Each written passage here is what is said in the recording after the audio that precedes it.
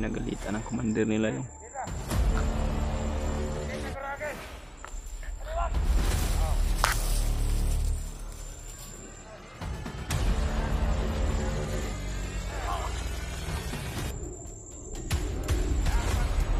doon yung anak ko mga tol.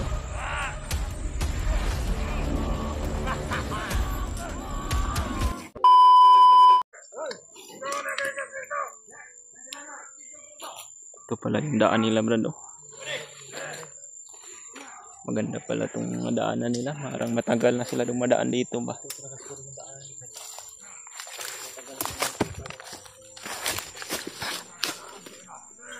Makita nyo po itong video na to mga tol. I-share nyo po to sa mga kasamahan namin. Para matulungan po nila kami mga tol. Dahil napakarami po talaga ng bandido mga tol. Yun, mayroon ng sako na naman. Huwag niyong ipasok sa sako yung anak ko.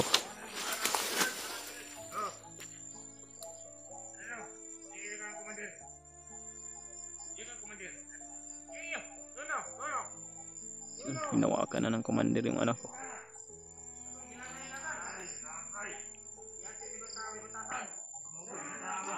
Kamumoy batasan mga daot mong utok. Napansin ko brad, yung kasamayan ng bata brad, yung isang bandido. Yan yung nagbibigay ng gatas brad.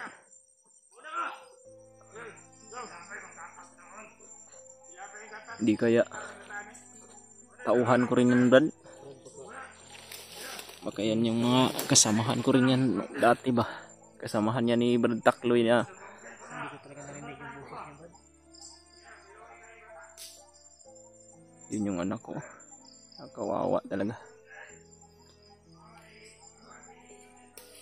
Parang nakararamdaman talaga ako ng anak ko brad ba. Nandito ako sa paligid niya brad.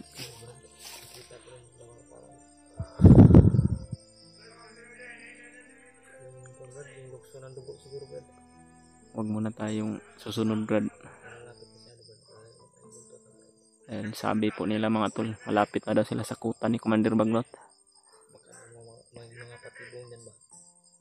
Baka mapasok na naman tayo dito sa Patibong. Yun o, kumalat sila brad. Nagsikalat sila. Ano kaya ang gagawin nila? Ayun, nagpapahinga pala yung commander nila.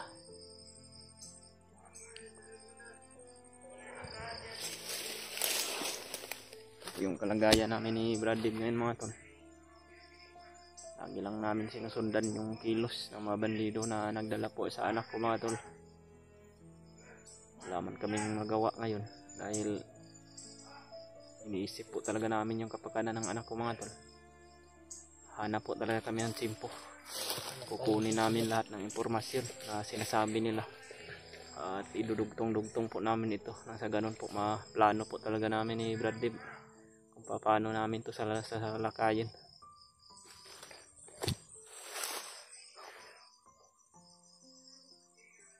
Nagpapahinga po sila dun sa unahan mga tol. Nagsikalat sila. Kaya hindi muna kami susunod ni Brad Dib na malapitan.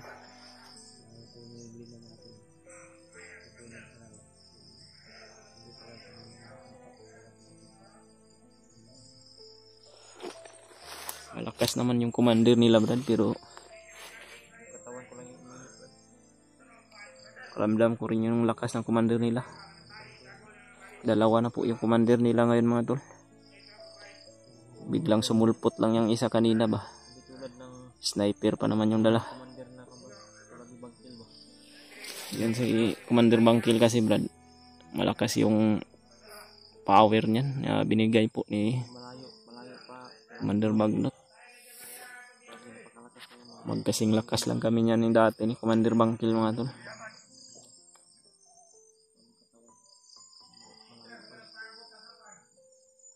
May umakyat na naman sa puno para makita po talaga nila kung mayroon mang sumusunod. Malapit na talaga to sa area nila brad ba. May mga kambing na sa kanila pala yung mga kambing na yan. Ninakaw siguro yan nila sa bayan ba. Dinala nila dito para may pang ulam sila.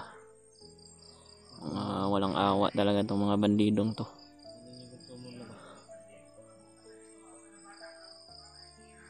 Magkatay daw sila ng kambing.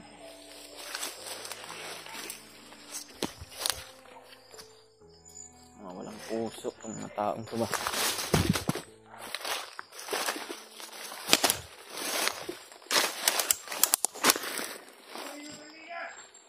Kanila pala yung kambing dyan.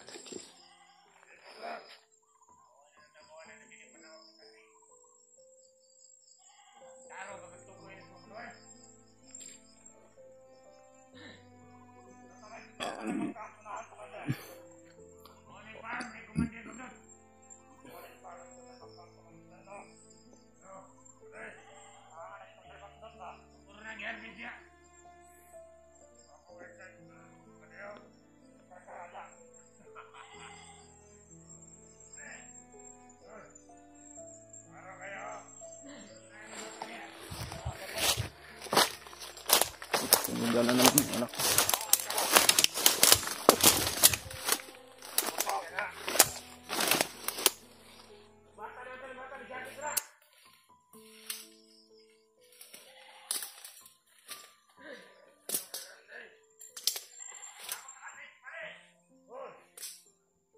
Sa kanila pa yung kambing mo dan.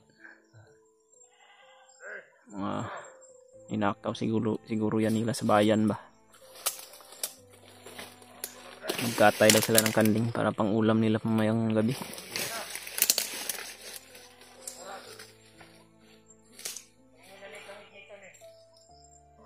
Malapit na kasing dumili mga tol.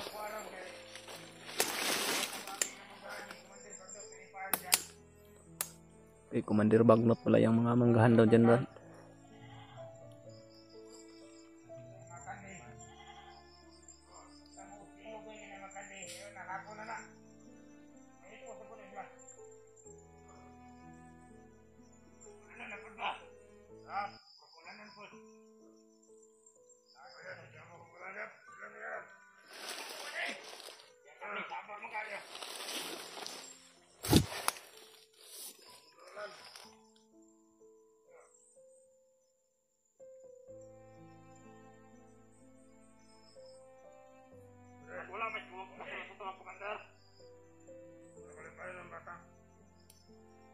Kumalat po sila mga tol. Dahil nagpapahinga po yung mga commander nila ngayon.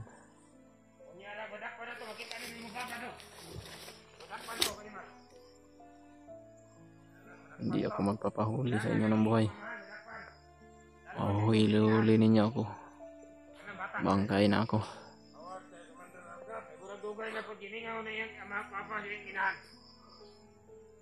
Mama na bata. Posible ka ginawa nga.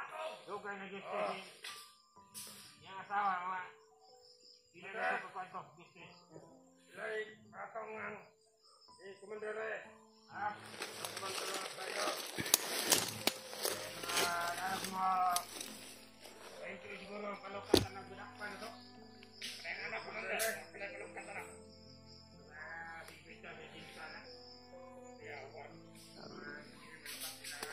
Bukay ko po mga tol.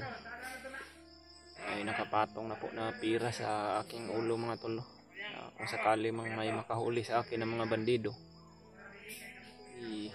mayroon pong pira na ibabayad po si Commander Bagnot sa sinumang grupo na makakahuli sa akin.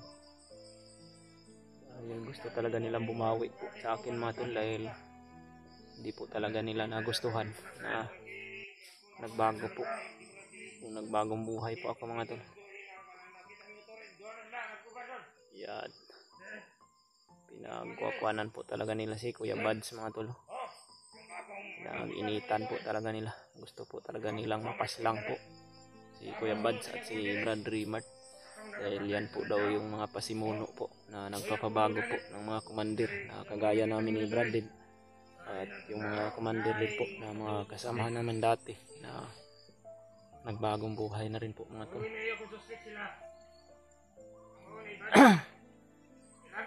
At si Brad Alpha din po, si Guzman. Yan po yung mga pinag-iinitan na ngayon ng mga bandido. Kaya nga po pala mga tol na bawat bihag pinagpapalit po nila ng pira mga tol. Dahil nagpapalakas po sila talaga ng puwersa ngayon mga tol. Yung mga pira na binibigay po ng mga kasamahan namin kapalit ng bihag, bibili din po sila ng mga tauhan doon sa bayan mga tol na para gawin din po nilang mga armadong bandido dito sa bundok.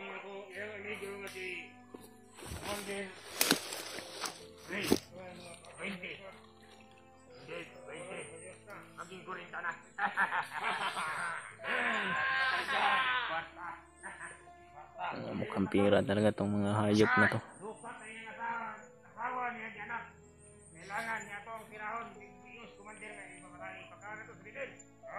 Huwag niyong papakain ng ahas yung anak ko, papatayin ko kayo.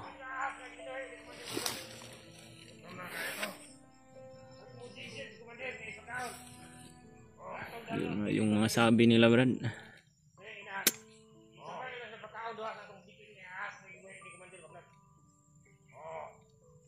Subukan ninyo. Naglagot lagi ko ani mo tahanan ni dugay na ta sige monitor ni bukid pero kita ko sakri. Iste ni mo tahanan. Ano na mo guys. Ay sa tempo. Tuang madakpan na. Ato pabalita ng ulo gina na mo tahanan. Oh. Ini ako armas na bagong isyo gikan sa nainaso. Wa pag yung kaagi ni buto. Bago pala tong armas nila Brad.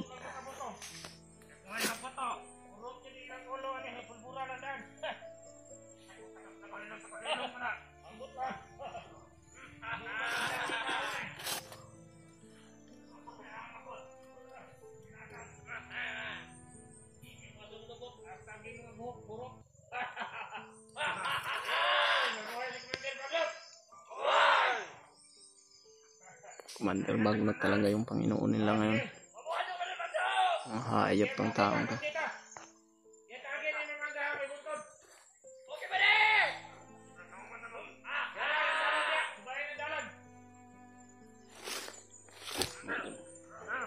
Papatuloy naman sila sa paglalakad mga to. Susundan namin to ni Bradib hanggang makaabot kami doon sa sinasabi nila na kuta, bagong kuta na naman nila na paglalagyan daw ng mga bihag mga tol.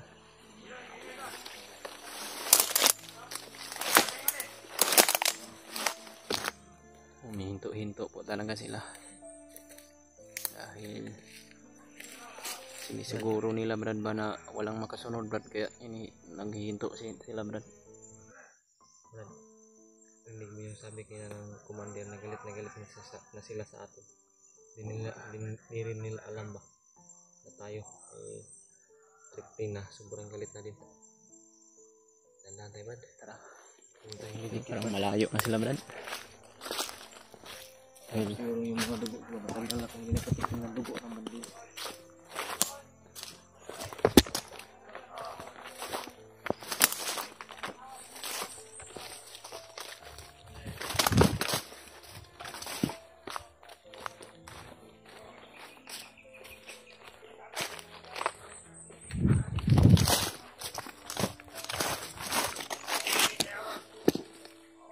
Lamnan.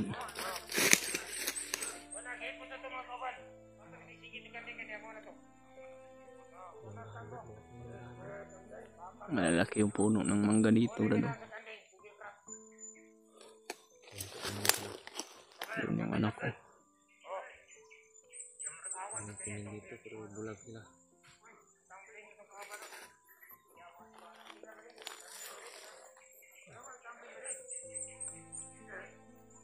Ada bandido ba?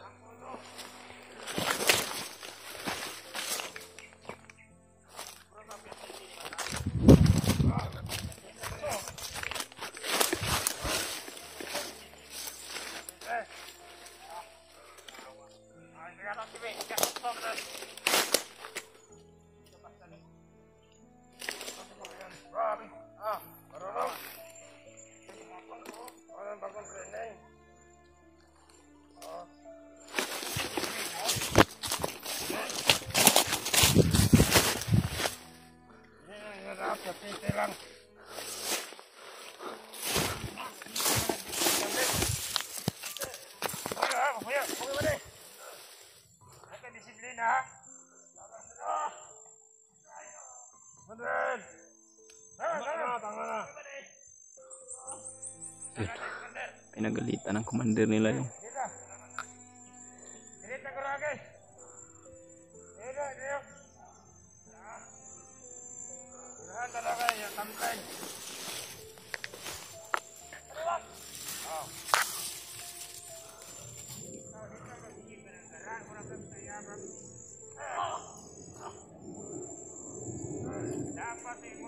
doon yung anak ko mga tulo.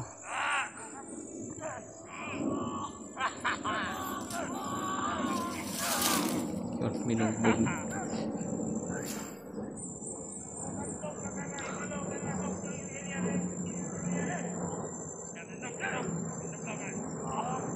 Sinasaktan nila yung isang kasama nila mga tol.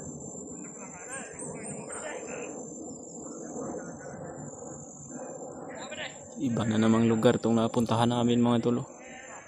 Malalaki po yung puno ng mangga.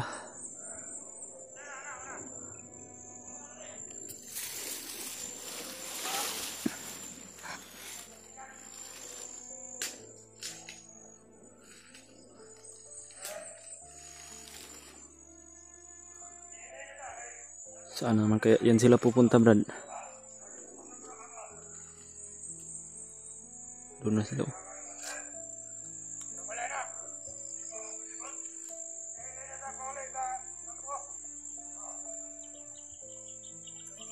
Tara Brad, sundan natin Brad. Parang lumalayo na sila Brad.